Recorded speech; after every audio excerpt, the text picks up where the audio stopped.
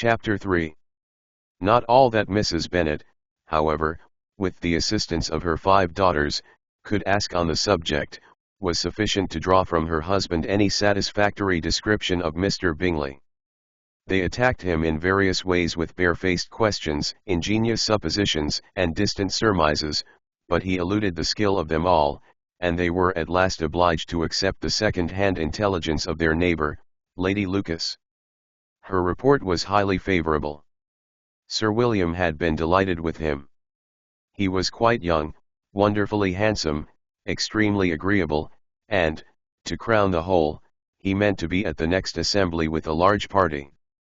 Nothing could be more delightful. To be fond of dancing was a certain step towards falling in love, and very lively hopes of Mr. Bingley's heart were entertained. "If I can but see one of my daughters happily settled at Netherfield," said Mrs. Bennet to her husband, "and all the others equally well married, I shall have nothing to wish for." In a few days Mr. Bingley returned Mr. Bennet's visit, and sat about 10 minutes with him in his library. He had entertained hopes of being admitted to a sight of the young ladies, of whose beauty he had heard much, but he saw only the father. The ladies were somewhat more fortunate, for they had the advantage of ascertaining from an upper window that he wore a blue coat, and rode a black horse. An invitation to dinner was soon afterwards dispatched, and already had Mrs. Bennet planned the courses that were to do credit to her housekeeping, when an answer arrived which deferred it all. Mr. Bingley was obliged to be in town the following day, and, consequently, unable to accept the honour of their invitation, etc. Mrs. Bennet was quite disconcerted. She could not imagine what business he could have in town so soon after his arrival in Hertfordshire, and she began to fear that he might be always flying about from one place to another, and never settled at Netherfield as he ought to be.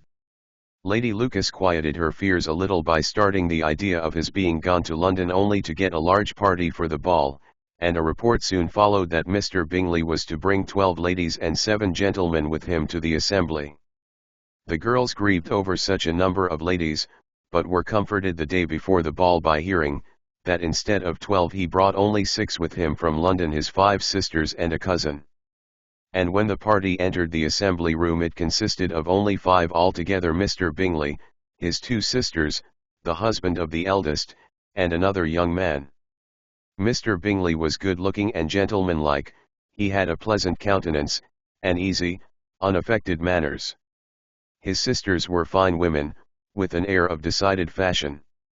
His brother-in-law, Mr. Hurst, merely looked the gentleman, but his friend Mr. Darcy soon drew the attention of the room by his fine, tall person, handsome features, noble mien, and the report which was in general circulation within 5 minutes after his entrance, of his having 10,000 a year.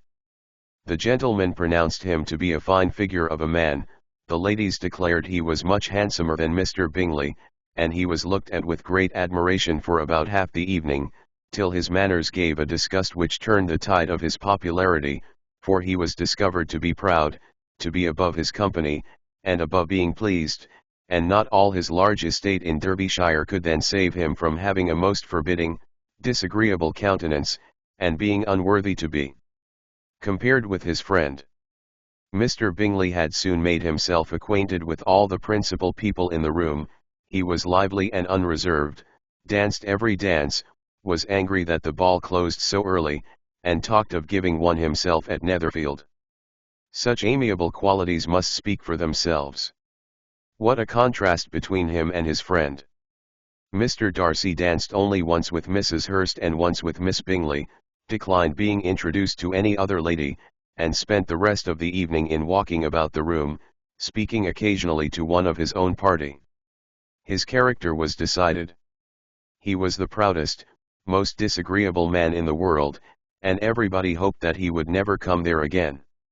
Amongst the most violent against him was Mrs. Bennet, whose dislike of his general behaviour was sharpened into particular resentment by his having slighted one of her daughters.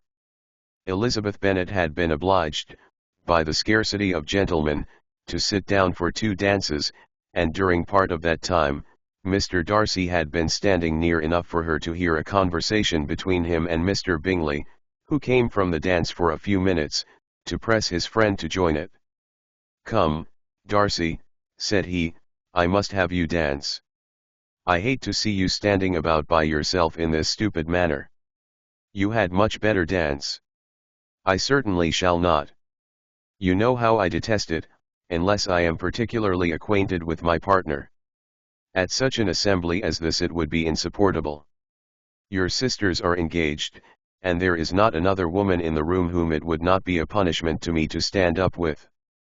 "I would not be so fastidious as you are," cried Mr. Bingley, "for a kingdom. Upon my honour, I never met with so many pleasant girls in my life as I have this evening, and there are several of them you see uncommonly pretty." "You are dancing with the only handsome girl in the room," said Mr. Darcy, looking at the eldest Miss Bennet. "Oh! She is the most beautiful creature I ever beheld. But there is one of her sisters sitting down just behind you, who is very pretty, and I dare say very agreeable. Do let me ask my partner to introduce you." "Which do you mean?" And turning round he looked for a moment at Elizabeth, till catching her eye, he withdrew his own and coldly said, "She is tolerable, but not handsome enough to tempt me.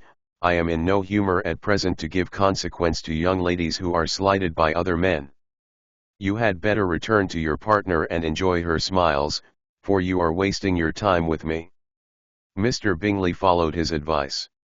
Mr. Darcy walked off, and Elizabeth remained with no very cordial feelings toward him. She told the story, however, with great spirit among her friends, for she had a lively, playful disposition, which delighted in anything ridiculous. The evening altogether passed off pleasantly to the whole family. Mrs. Bennet had seen her eldest daughter much admired by the Netherfield party. Mr. Bingley had danced with her twice, and she had been distinguished by his sisters. Jane was as much gratified by this as her mother could be, though in a quieter way. Elizabeth felt Jane's pleasure. Mary had heard herself mentioned to Miss Bingley as the most accomplished girl in the neighbourhood, and Catherine and Lydia had been fortunate enough never to be without partners, which was all that they had yet learned to care for at a ball. They returned, therefore, in good spirits to Longbourn, the village where they lived, and of which they were the principal inhabitants. They found Mr. Bennet still up. With a book he was regardless of time, and on the present occasion he had a good deal of curiosity as to the event of an evening which had raised such splendid expectations. He had rather hoped that his wife's views on the stranger would be disappointed, but he soon found out that he had a different story to hear. "Oh, my dear Mr. Bennet," as she entered the room, "we have had a most delightful evening, a most excellent ball. I wish you had been there. Jane was so admired, nothing could be like it. Everybody said how well she looked, and Mr. Bingley thought her quite beautiful, and danced with her twice. Only think of that, my dear, he actually danced with her twice. And she was the only creature in the room that he asked a second time. First of all, he asked Miss Lucas. I was so vexed to see him stand up with her. But, however, he did not admire her at all, indeed, nobody can, you know, and he seemed quite struck with Jane as she was going down the dance. So he inquired who she was, and got introduced, and asked her for the two next. Then the 2/3 he danced with Miss King, and the 2/4 with Maria Lucas, and the 2/5 with Jane again, and the 2/6 with Lizzie, and the Boulanger. If he had had any compassion for me, cried her husband impatiently, he would not have danced half so much. For God's sake, say no more of his partners. Oh, that he had sprained his ankle in the first dance. Oh, my dear, I am quite delighted with him. He is so excessively handsome. And his sisters are charming women. I never in my life saw anything more elegant than their dresses. I dare say the lace upon Mrs. Hurst's gown." Here she was interrupted again. Mr. Bennet protested against any description of finery. She was therefore obliged to seek another branch of the subject, and related, with much bitterness of spirit and some exaggeration, the shocking rudeness of Mr. Darcy. "But I can assure you," she added, "that Lizzie does not lose much by not suiting his fancy, for he is a most disagreeable, horrid man, not at all worth pleasing. So high and so conceited that there was no enduring him. He walked here, and he walked there, fancying himself so very great. Not handsome enough to dance with. I wish you had been there, my dear, to have given him one of your set-downs. I quite detest the man.